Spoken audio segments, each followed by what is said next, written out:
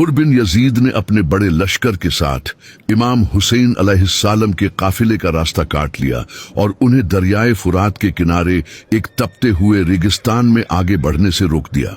जब काफिले के कदम रुके तो इमाम हुसैन अलैहिस्सलाम ने अपने साथियों से पूछा कि ये कौन सी जगह है।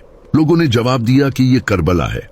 ये नाम सुनते ही इमाम हुसैन अलैहिस्सलाम की आंखों में आंसू आ गए और आपने फरमाया कि यही वो जगह है जहां हमारा खून बहाया जाएगा। इमाम हुसैन अलैहिस्सलाम ने हुक्म दिया कि यहीं खैमे गाड़ दो, अब हम आगे नहीं बढ़ेंगे। ये बिल्कुल वही जगह थी जहां से जब इमाम अली अलैहिस्सलाम जंग सिफ़ीन से लौट रहे थे तो आपने यहीं रुककर फरमाया था कि ए हुसैन, उस दिन सब्र करना जिस दिन तुम्हारा बाप तुम्हारी मदद के लिए तुम्हारे पास नहीं होगा। तुम करबला की जमीन पर सब्र करना क्योंकि वहां तुम्हें अकेले मौत का सामना करना पड़ेगा। जब 2 मुहर्रम के दिन इमाम हुसैन अलैहिस्सलाम के जानिसार साथियों ने करबला में खैमे लगा लिए तो उसी वक्त यजीद ने 4000 के मजीद लश्कर के साथ उमर बिन साद को हुर बिन यजीद की फौज के साथ मिलने के लिए भेज दिया। इससे दुश्मन की फौज और ज्यादा बढ़ गई। इसके अलावा भी उमर बिन साद यजीद से लगातार और ज्यादा लश्कर मंगवाता रहा, जिसके बाद उस जालिम की फौज तकरीबन 30,000 तक पहुंच गई। वहीं दूसरी तरफ इमाम हुसैन अलैहिस्सलाम के साथ उनके सिर्फ 72 साथी थे, लेकिन आखिर केवल उमर बिन साद इतनी ज्यादा फौज मंगवा रहा था जबकि सामने सिर्फ 72 लोग थे और उनमें से भी कई मासूम बच्चे और औरतें थीं। इसकी सबसे बड़ी वजह यह थी कि इन 72 लोगों में एक ऐसा इंसान मौजूद था जिसका नाम अब्बास था। हजरत अब्बास अलैहिस्सलाम इमाम अली अलैहिस्सलाम के बेटे और इमाम हुसैन अलैहिस्सलाम के भाई थे।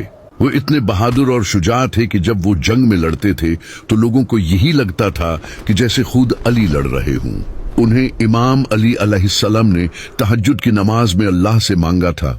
आपने दुआ की थी कि ऐ अल्लाह, मुझे ऐसा बेटा अता फरमा जो मेरे बेटे हुसैन को उसकी तन्हाई के दिन सहारा दे।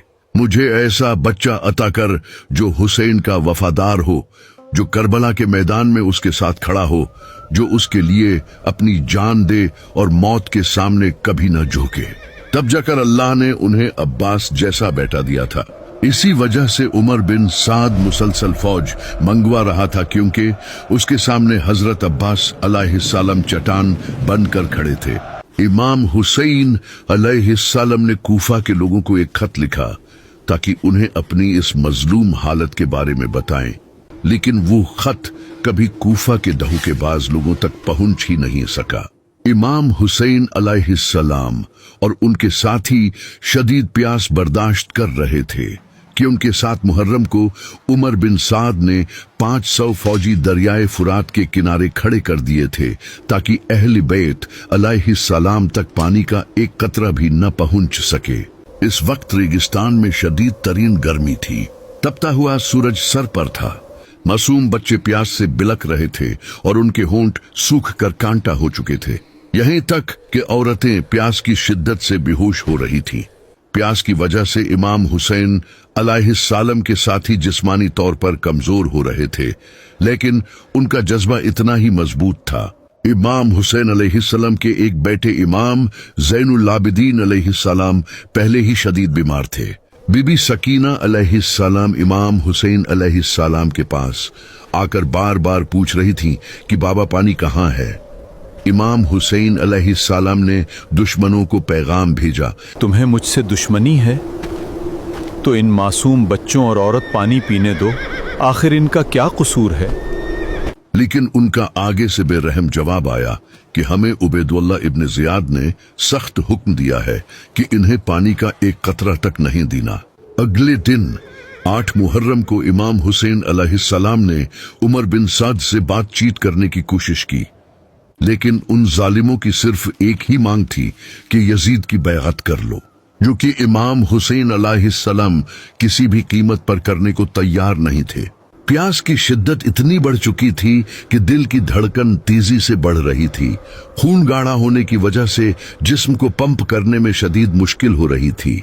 दिमागी सलाहियतें जवाब दे रही थीं और ये सब तकलीफें उन मासूम बच्चों में और भी ज्यादा बढ़ गई थी।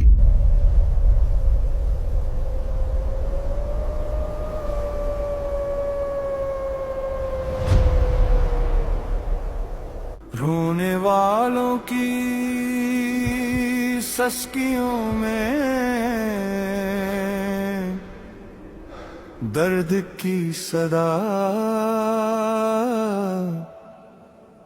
आहिस्ता आहिस्ता सीने को भी की धड़कन। क्या फौज की तादाद बताते हो हमें तुम, हम खाक नशी मौत के साए से नहीं डरते।